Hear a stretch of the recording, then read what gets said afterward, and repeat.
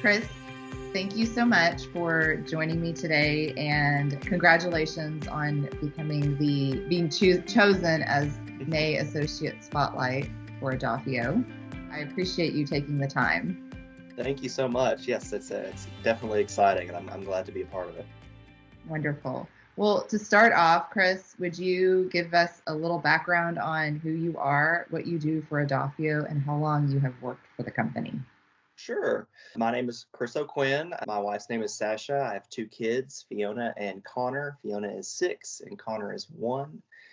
We have 2 dogs. Yeah, I know. We have 2 dogs, and we live in North Little Rock. I've worked, this is my 6.5 year at an MSP. And so I came from a smaller MSP for about 4 years before Edafio. And I've been here for 2.5 years. For about maybe a year and a half to 2 years of that has been dedicated full-time to Arkansas Heart Hospital to provide the kind of server storage infrastructure level support. Would you tell me a little bit about what's something that you enjoy doing at Edafio and with Arkansas Heart Hospital? Absolutely. I really like getting to learn as much as that I have. I work directly under Joseph Dunn as kind of my employee mentor. Yeah. And so that's been a fantastic thing we've got going. I've been able to learn a lot from him, and then getting always to be able to put my hands on new systems or new storage and learn how it works, learn how to design it correctly, and really get that architecture level. It's been really fun. Can you tell me of a career lesson that you've learned so far that you'd like to share with the rest of us? I think it's always important to, double and triple check yourself. I'm not the best typer and speller because I have dyslexia, so I always have to go back and check things and make sure it's written the right way. And that applies to systems and support. And you can make a simple change that's very easy on one end, and it affects a lot of people on the other end. So just doing that due diligence to go slow and correct and not trying to fly by the seat of your pants and do things the right way, I think is always the best plan. Yeah, you're speaking my language exactly. I completely empathize and resonate with the whole dyslexia thing because I didn't learn that I had it for a very long time. So it was a challenge for me to understand why I couldn't process, communicate in a way that I felt others would readily understand, because words matter, and communication and how you formulate a sentence can change everything. Exactly. Kind of sometimes you spend a very long time writing out an email just to make sure your point is taken exactly the way you want it. What would you do as a career if you were not working in this field? I do have a bachelor's in art history with an emphasis in art criticism and conservation. My plan when I got out of college was to start at a museum and kind of go that route and curate one day. And obviously not what happened, and it worked out for the better. But I think starting in that path was a great way to just work on detail and determining what something can become from something else, which is, it does translate to IT because computers are fickle. They are, and I would love to go a little bit further in the continuity and how those can intersect, because I don't think that you have to have a linear sort of mathematical mind, right, to go into IT. What do you like to do when you're not working? My weekends mostly consist of just finding ways to corral my children and keep them entertained, which I think, a lot of us resonate with, especially this past year. Anything that I can do that is completely disconnected and outside and just something fun we can do together speaks a lot to me. Unplug and get out there and hug a tree. Right. There's something I can build or plan. Are you doing anything in particular right now?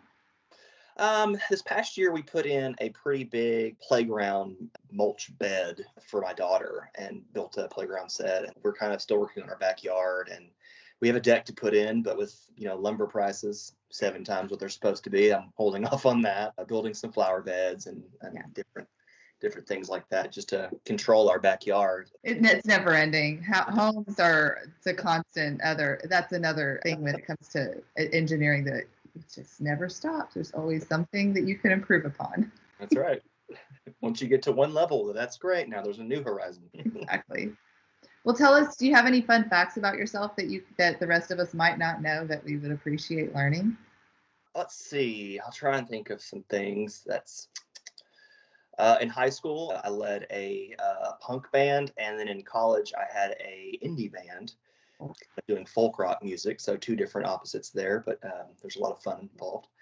In college, I came. I mean, it's not really fun, but it's an interesting anecdote about me. I came down with aplastic anemia, which is a disorder you can get in your blood, which prevents you from making certain blood cells, like red blood cells, white blood cells, platelets, Yeah. things like that. I went through about 2 years of different treatments, got a bone marrow transplant in Seattle. That was about 11 years ago now, and I've been cured ever since then. But I did get an artificial hip out of it.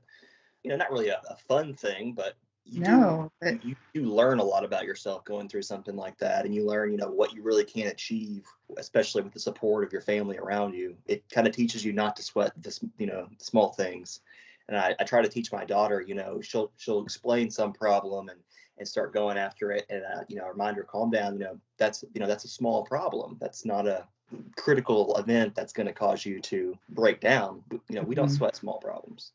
and I think in their head, what's small to us is really big to them. But having you be there to support and guide and just give them the encouragement that this Right. too shall pass and we will be better for it. I always say what doesn't challenge you doesn't change you. Yeah. And it's through those monumental times that, boy, we can realize just how strong and capable we really are.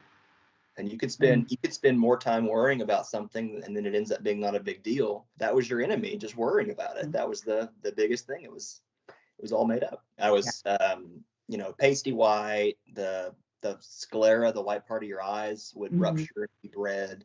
If I cut myself, I wouldn't heal very well. And there was a couple of different treatments that kind of wipe out your immune system entirely and let it rebuild itself from scratch.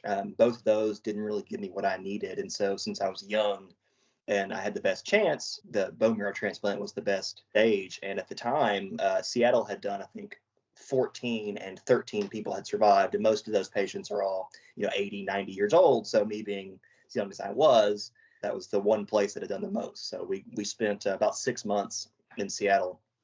It's fun to be in Seattle, but I wouldn't say that would be the right reason to go. But unfortunately, couldn't do anything. I couldn't really go anywhere, be around people. I would say everybody kind of got a crash course this past year. You think about your health and the things that you touch and how easy it is to spread something. And for somebody with an immunocompromised situation like that, getting a cold could mean 2 weeks in the hospital. Taking care of yourself so you can take care of others. There's always somebody out there having a hard time, and those simple, easy things you can do go a long way. Do you have a motto or a personal mantra that you could share with us? I think, working in at a hospital, the whole do no harm resonates, and it makes you, kind of, we talked about earlier, what is it that I'm about to do? Is that going to cause, an end user problem that could eventually affect patient care? I guess it's kind of the same as the other question earlier. It's take that extra time to think about it. Take pause, slow down, think things through with some intention. Yeah. IT is busy and fast, and if you run fast and loose, eventually you're going to get burned. So it's always good to take those times to center yourself.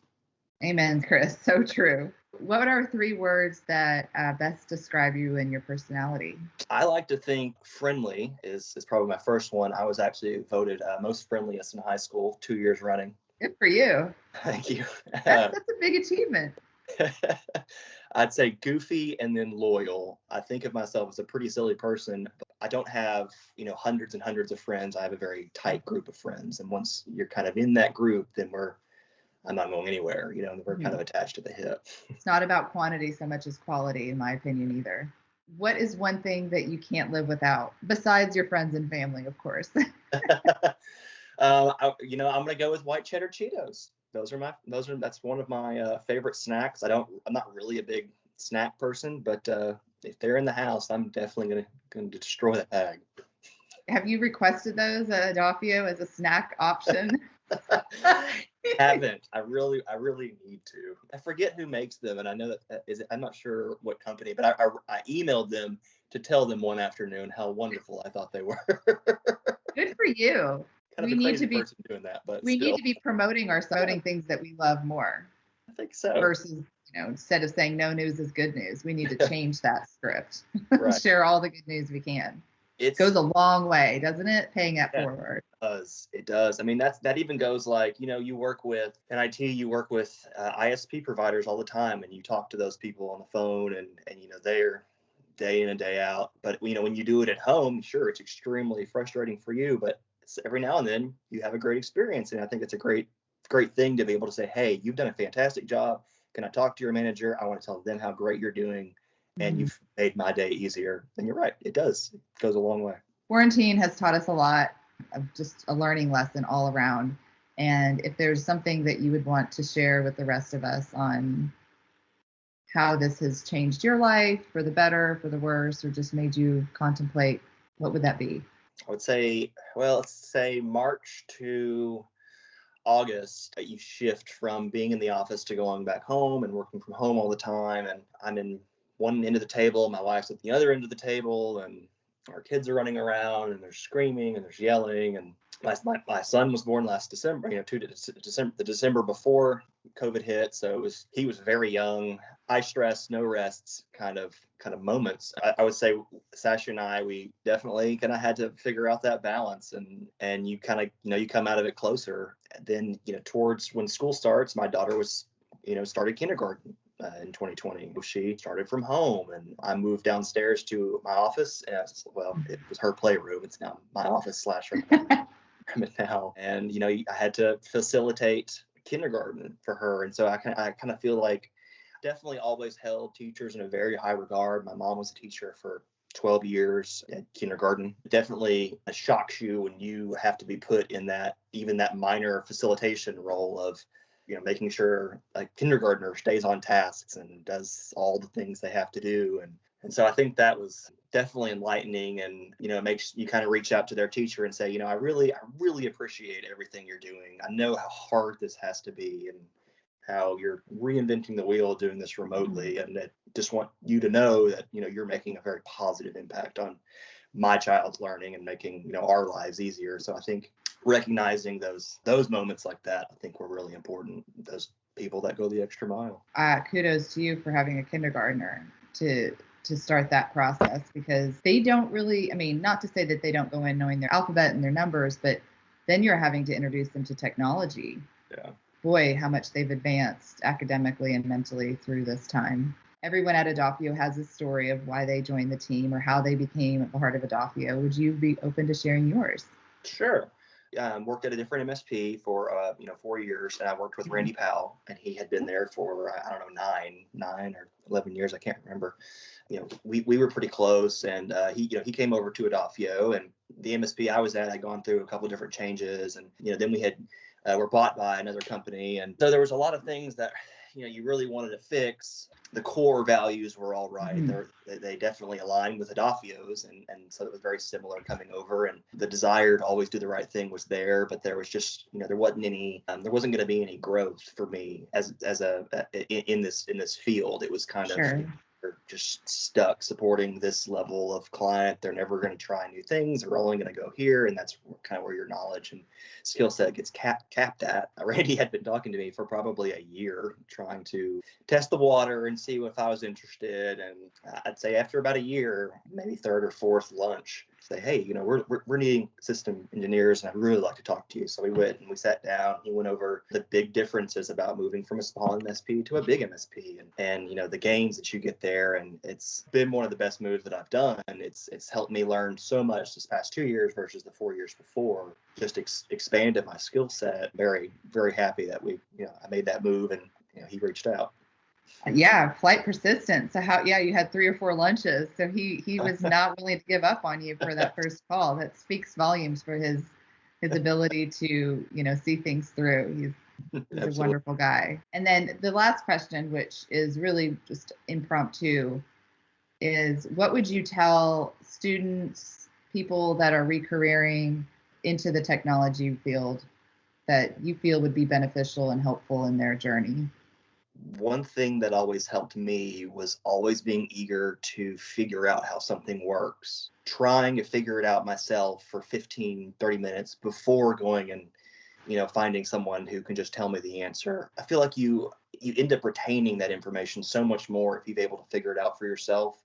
And I'm not saying, you have to do everything yourself, but I think it's good to always be hungry for that knowledge and not just always kick things up to people above you, because that's how you learn. That's how you grow in your career. Is you've got to try and figure it out. You're going to break something. You're going to fail at it, but that's okay. That's a part of learning. If you stop trying, then you're no longer learning. But so continuous improvement, continuous innovation, just never, always be open to trying new things. And I will also say that don't be afraid to reach out to the knock. Yeah. When you finally get to a point where you go, I do not understand how to get this to work. And then you pick up the phone, and they're like, and you're like, well, that was easy. Thank you. Humility is a huge, huge thing. If you can recognize that you're not the smartest person in the room, you might be able to figure it out. But if it's a timely issue, you should ask for help. And that's okay. The other associate spotlight for May was Ashley Vickers. And one of her suggestions and recommendations to others is to raise your hand. Don't be afraid to ask questions. Always know that even if you don't have the answer, somebody in the room will, and they're probably a lot smarter than you, which means that everybody else in the room will get to learn more from one another. So it's this constant exchange of ideas that we can improve upon just by asking the question. Fantastic. Well, that's all that we have. I really appreciate your time, Chris. It's a pleasure to finally meet you. And I can't wait to finally see you in person in Little Rock sometime. Have a wonderful rest of your Tuesday. Keep doing the wonderful job that you're doing. And congratulations again. Thank you so much, Melissa. I appreciate it. All right. Talk to you soon. Bye.